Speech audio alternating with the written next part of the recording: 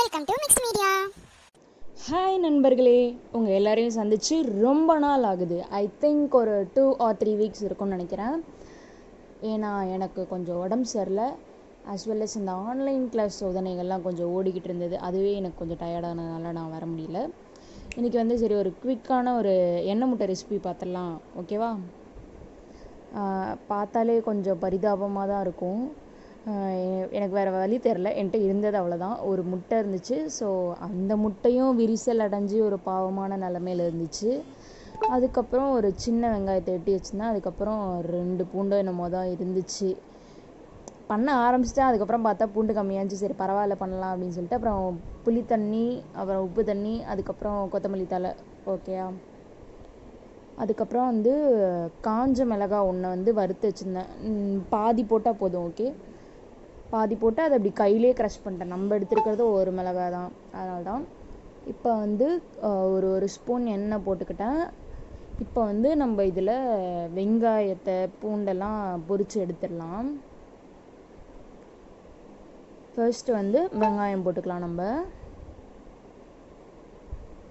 என்ன ரொம்ப நேரமாக தேடுறேன், ஏம்மா இன்னுமாம்மா உனக்கு அந்த வெங்காயம் கிடைக்கல? போட்டாச்சு. ஓகே. இந்த மாதிரி நல்லா ஃப்ரை ஆகிற வரைக்கும் வெயிட் பண்ணணும். அதுக்கப்புறம் இதை செப்ரேட் பண்ணிவிட்டு அதே ஆயிலே நீங்கள் பூண்டை ஃப்ரை பண்ணி எடுத்துக்கோங்க, ஓகேயா? பூண்டு ரொம்ப டார்க் ஆகக்கூடாது, கோல்டன் கலரில் வந்ததுமே எடுத்துடணும். எடுத்த அப்புறம் இந்த வறுத்த வெங்காயம், அப்புறம் இந்த வறுத்த பூண்டு, அப்புறம் அந்த காஞ்ச மிளகாய் வறுத்தது எல்லாத்தையும் சேர்ந்து லைட்டாக ஒரு மிக்ஸ் கொடுத்துக்கோங்க. இப்போ நம்ம ரொம்பவே பாவமான நிலமையில் இருக்கிற முட்டையை கட் பண்ணிக்கலாம். ஹாஃப் த வே கட் பண்ணிக்கோங்க, ஓகே? முட்டை ஒரு வழியாகிடும் போல இருக்குது கட் பண்ணுறதுக்குள்ள. நல்ல வேலை அது உடையலை.